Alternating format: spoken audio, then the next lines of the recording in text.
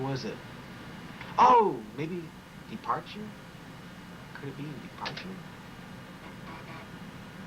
No, that's not it. Shoot.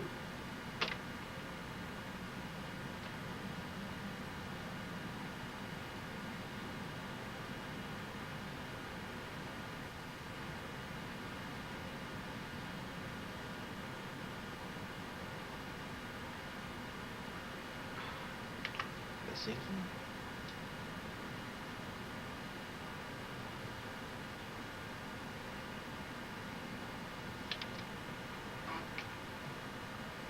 No.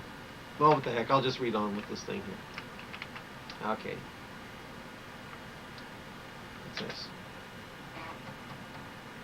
Nope, that's not it either. Oh well.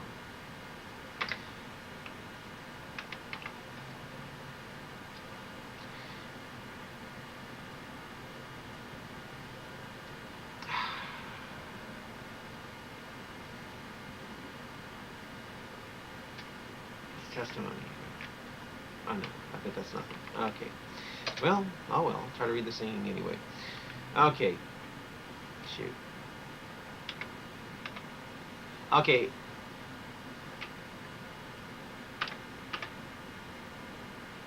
Okay.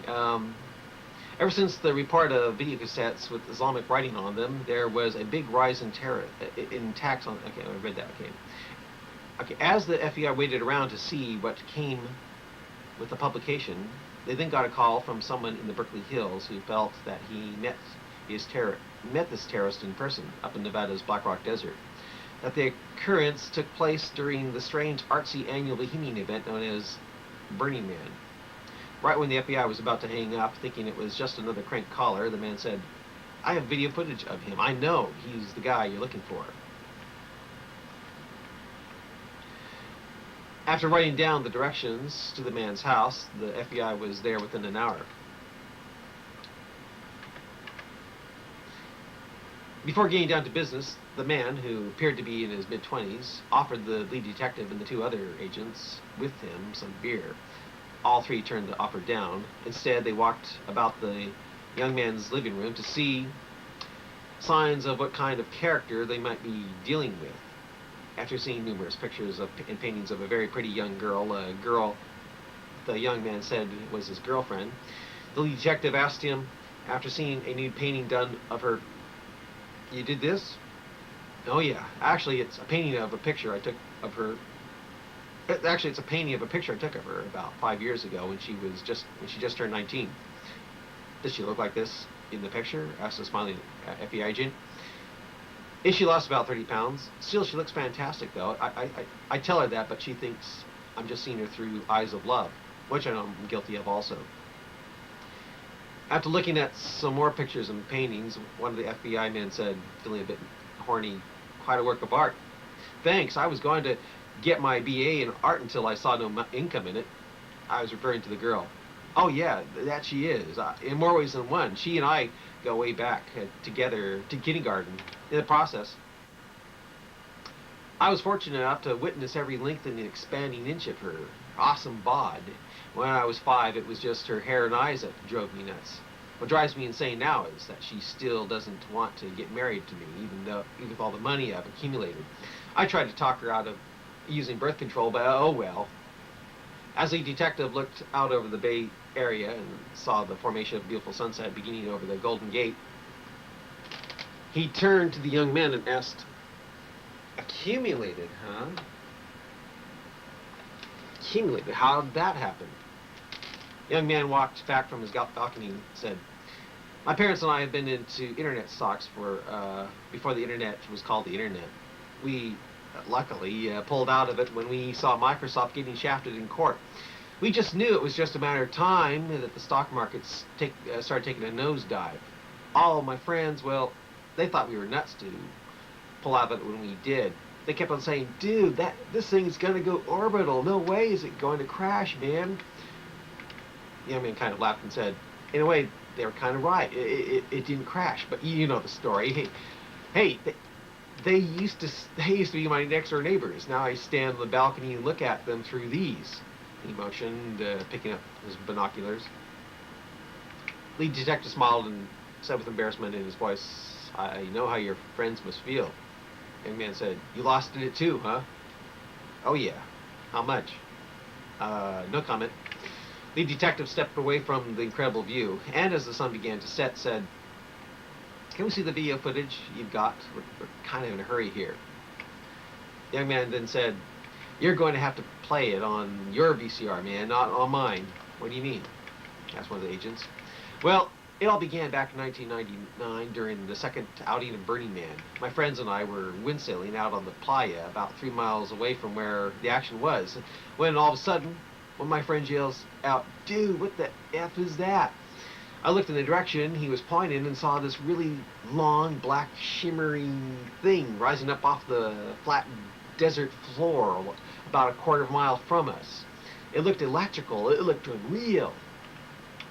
"How long was it?" asked the lead detective. "Probably about a half a mile. When one of my friends walked up, when our friends walked to the end of it, he looked like a speck. That's how long the thing was." "Well, what was it?" asked the lead detective. You're gonna laugh, but it was videotape. Unraveled, an unraveled, an unraveled reel of videotape. It must have been one of those 10-hour videotapes. No one laughed. Every once in a while, a strong wind would come up, and then that videotape would create this big, black, shiny, shimmering arch. It was really weird. How come it was blowing away? How come it wasn't blowing away? Because one end of it was tied to a big jug of water. Who knows how long it was there? There was a paper that the jug was resting on, and from the looks of it, it looked like it had been there. It looked like it was there longer than the latest. It looked like it had been there longer than the latest Burning Man that was going on at that time. I mean, it looked like that had been there. It looked like it had been there for about a year. How could you tell? Paper looked weathered. The lead detective thought for a while and said, "Where does the suspect come into play here?" The young man went on, "I'm getting there. Anyway, the thing that grabbed our attention beside the strange videotape and was that the letter the jug was resting on had a message about the videotape containing a repeating message. The author of the letter, the author of the letter wrote. The author of the letter wrote that if you were able to snap off, hook up, and play about 5 feet of the drifting videotape, a message would be produced." "And you did just that?" "Yeah. And the reason why is because on the back of the letter was the same typewritten writing. It looked like it was typed off the internet. Well, this writing had something about UFO abduction on it." The detective and the 3 agents smiled. "I'm not kidding. Talk of UFO abduction was on the back side of it, man." "You still have the letter?" asked the lead detective. The young man looked a little shifty-eyed and said, "No, it was all dusty and old-looking." "You can be arrested for giving us false information, sir," said one of the agents, looking dead serious. The young man, now looking a little bit nervous, said, "I'm being truthful here. On one side of this note was a greeting and the message talking about splicing a piece of videotape about 5 feet long, and something about the water being good to drink.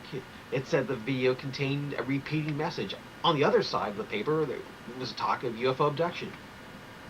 "And this was enough for you to snap off and play that tape?" asked the detective. "No way. My friends and I thought it was a joke. That maybe it was a leftover from someone from the last Burning Man a year ago. You have to realize, the people that come to Burning Man the majority of them are that kind of out there. You know what I mean?" The detective looked puzzled and said, "Wait a minute. You said you have video footage of this guy, that you think you even met him." "I know I did. But before that all happened, my friends and I started windsailing again. About an hour later, we ended up sailing over a really long, black, shimmering line of..." And the agent finished the sentence with the question, "Videotape?" "Yep. It was another one, about a mile from the last one, just like the first one. It too was tied to a jug of water. It too had a paper talking about, well, let's put it this way. It was completely like the first one. different page about alien abduction, only this time the videotape wasn't off the ground and arching in the air. Instead, it formed a black shimmering line on the ground of the playa. Every time the wind kicked up, it looked like a shiny ball of sunlight, zipping back and forth from one end to the other at incredible speed. Is this the one you took home? Is this the one you took a piece from? Asked the lead detective, looking hopeful. Yeah, we weren't going to, but right when we were about to sail on, we looked way out in the distance, even further from where the action was, and saw another one. It was hard to see, it was so far away, but the wind kicked up, and this one was, arched up, shimmering, and moving silently about in the distance. The detective rolled his eyes. An agent smiled. The young man continued. Well, thinking it was containing the exact same message, and thinking that there were probably even more of these things somewhere out there in that vast, bleak flatness, we thought maybe there was something to this stuff after all. We didn't want to research to see if there was more of them, though we feared what might happen if the wind died down. As I said, we were pretty far away from the people as it was. It was morning, and when the sun gets up out there, we looked for the least damaged part of the videotape on the second one, snapped it off from that line, and later took it home to play after Burning Man was ashes. The tape was pretty dusty, so I knew that even playing 5 feet of it was going to be risky to the heads of my VCR. But one night, we hooked it up during a Halloween party and played the video cassette for laughs, thinking we were going to see some loony talking about being beamed up to help out Comet or something. The detective asked, just like that, you knew how to hook it up? Hey, I've repaired audio tape. That tapes had jammed up and broke in my car's stereo. In my old car's stereo, I knew videotape would have to be the same way. It was actually quite easy. The detective looked at his fellow agent and said, don't say a word. What? Asked the young man. Oh, nothing, said the lead detective. But, as you were saying, you actually played this tape and got to see this guy. Right off the bat. You just played the tape, and there he was. It was really grainy and snowy, and it became more so the more I played it back. I really shouldn't have bothered. It was a big indication that I hadn't cleaned the tape as well as I should have. What? What? Well, what did you see? Asked an agent. The young man paused and said, well, it was creepy. It went perfectly with the party we were having. In what way? Asked the detective. What did you see? This bearded guy wearing a t-shirt, sitting in the darkness, staring intently at the camera with a dim light on his face and saying through all that snowy static, messages from the edge of Earth are coming. Messages from the edge of Earth are coming. He said it about 4 times, I think. I forgot to count it. On the 4th playback, my video heads were so clogged with microscopic desert dust that all we could see was static. But then you can even hear him. I'm pretty sure that if I played the tape and now again the same thing would happen. I have the money to get the video heads cleaned, but it's a bother. So you can play this tape in your VCR, okay? The young man went over and handed the cassette to an agent. The agent held the cassette like it was a light gold brick and read the title of it out loud. Daffy Days of Daphne? Is that your girlfriend's name?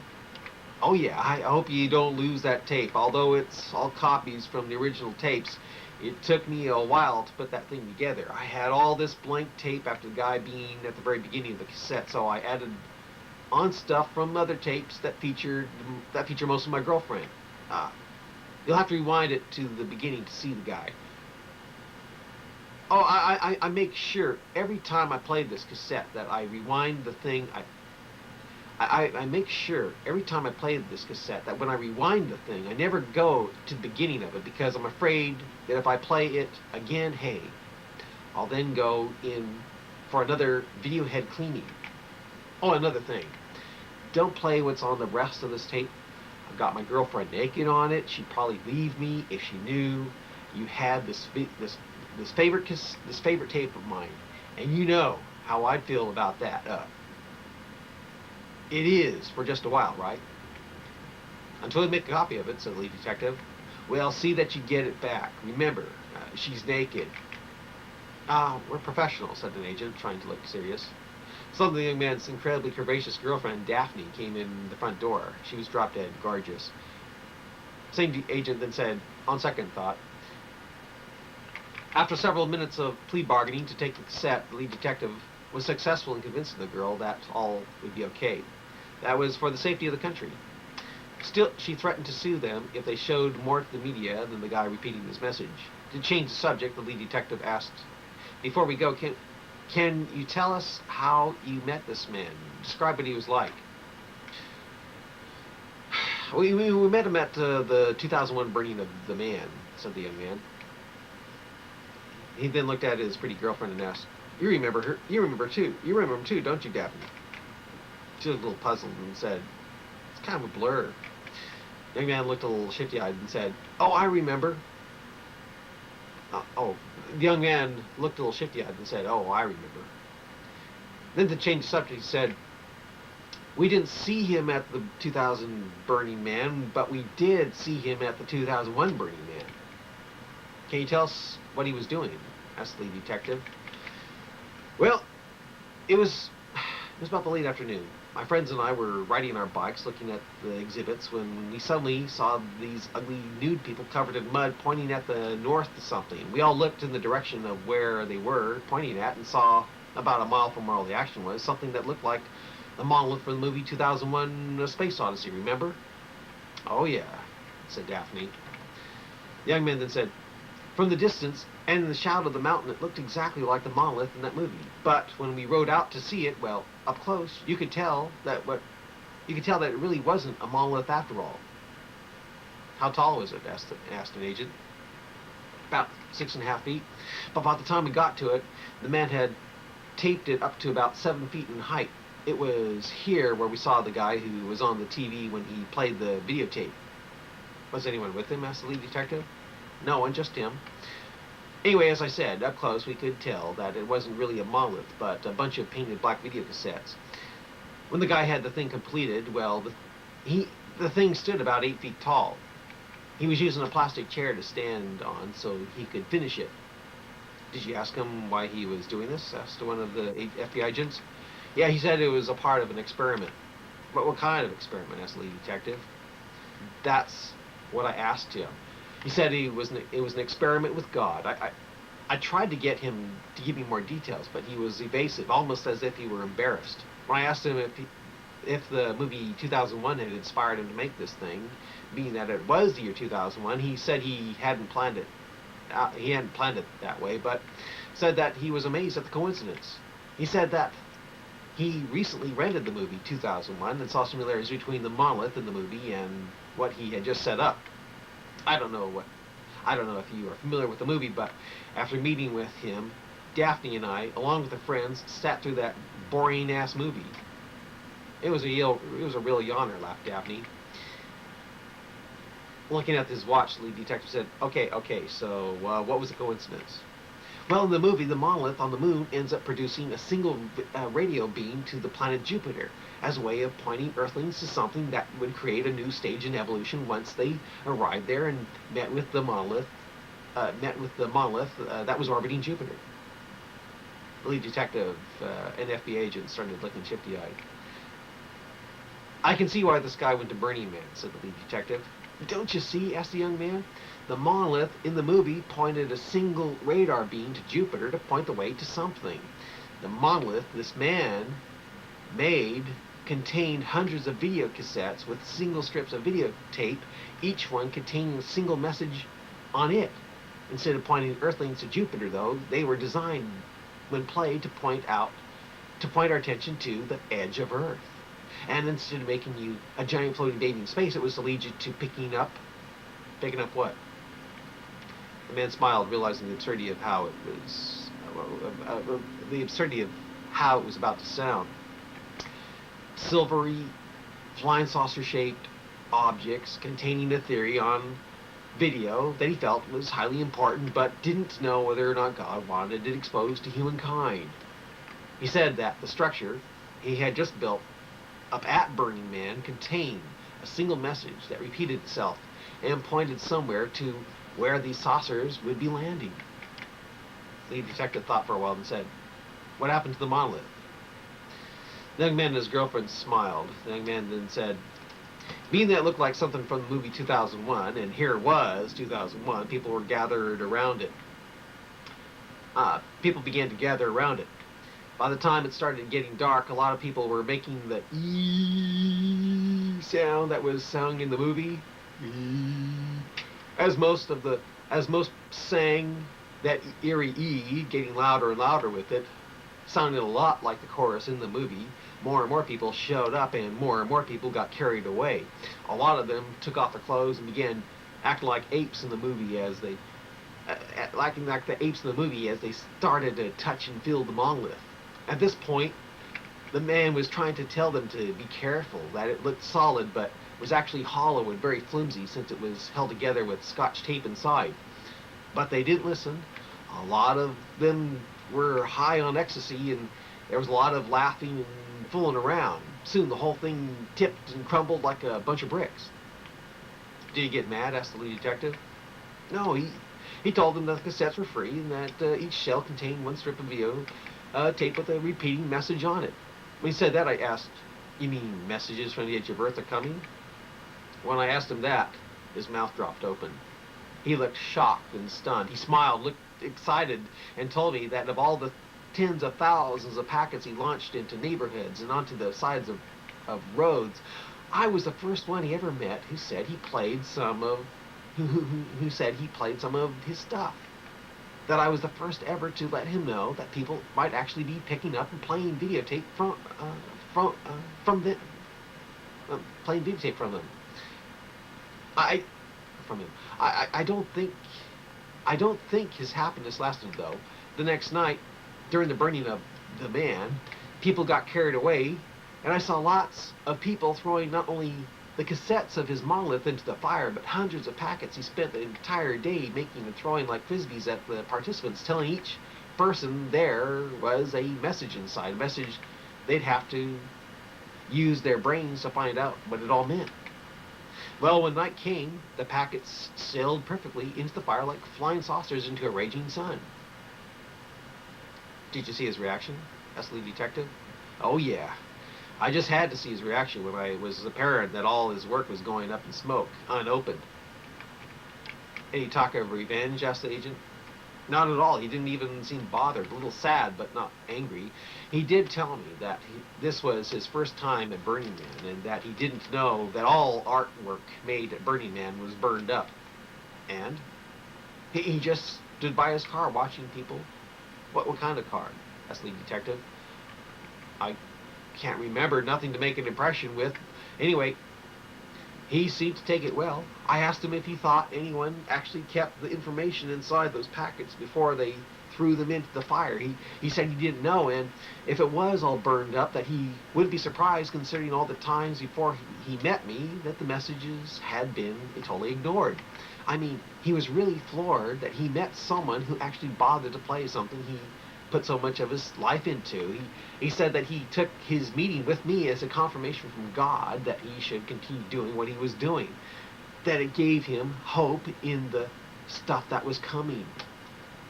I then asked him, 'But if you know it's all mostly going to be picked up and thrown away, why do you bother to do any of it? What are you getting out of wasting so much time, money, and effort?' And," asked the lead detective. That man kind of laughed, looked a little worried, and said, "You know what his response was? Because I want to live with a clear conscience in case the juggernaut starts to descend."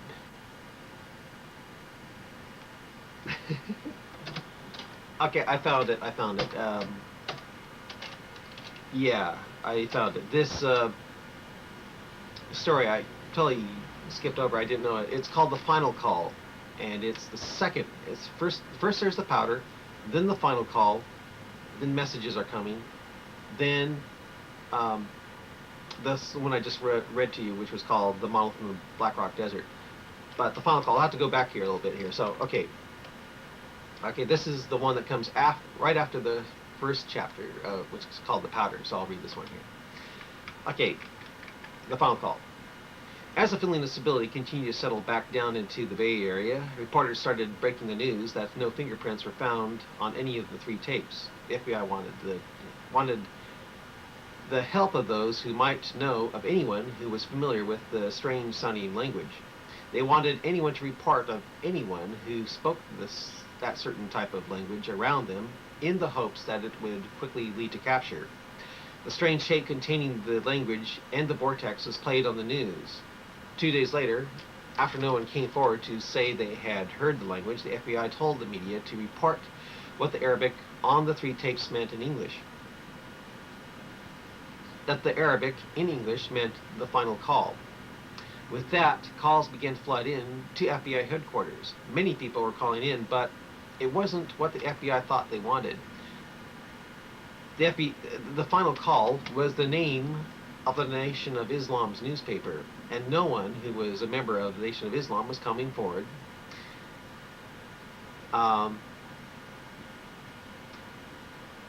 Even if they did have someone who brought America to a standstill. But when it looked like a cassette that would never be solved, but when it looked like a case that would never be solved, the FBI began to get calls from people in the Bay Area, from Los Angeles, and as far away as Benson, Arizona, saying things that sparked their interest. There were only 4 people who called in, but being that they claimed not to know anything, not to know a thing about other people who were calling in, the FBI quickly wrote down their numbers when they began telling the exact same story. That back in the year 2000, they got up one morning and found video cassettes inside video covers painted black, standing upright in their neighborhoods, looking kind of like the monolith from the movie 2001: A Space Odyssey. That each of these cassettes were located in their driveway. Each person reported seeing a painted black monolith-looking cassette either standing upright or crushed in someone's driveway as they drove down through suburban neighborhoods. When asked if they examined the cassettes from inside, one of the callers said that he did, and that it was there that he remembered seeing the words "the final call" written in English on the side of the video cassette shell. Was there videotape inside it? Asked the lead detective over the phone. Yes, there was, said the man from Los Angeles, but it was only on one reel of videotape, and it only contained a small amount of video on it. Whoever did this removed the reel that probably contained a normal amount of videotape. Did you ever hook it up into a cassette and play it? There was a pause. The man then said, I thought it was just some gimmick to sell something. I thought it was a bad gimmick, and after keeping it in my house for a year, I lost the desire to ever try opening the cassette up and playing it in a workable cassette like the instructions on the cassette shell said to do. What? There were instructions on it? What did they say? The lead detective nearly shouted. It was something like, this damaged video cassette contains a reel of videotape that is spliced into another cassette. A video cassette will produce a message. Are you going to be the one to find out what it has to say? And you weren't curious to play it? The detective asked, sounding shocked. If I knew it was going to lead to something like this, yes, I would have played it, or at least tried to. But you have to realize something. I'm a very rich man. I produce movies. I thought that it was just some struggling actor's attempt to try to sell himself in a different way. That he or she was trying to grab attention, so I'd put him in a movie. I felt that if I actually bothered to play that tape, I'd see some goofy looking idiot, his foot on a stool, his hand on his hip, and reciting "to be or not to be" in some faggy and original way. The detective said with a near whisper, "So, what did you do?" I threw it away, the man with embarrassment. The detective tried to sound understanding, but was clearly disappointed. Well, thanks for calling in, he said.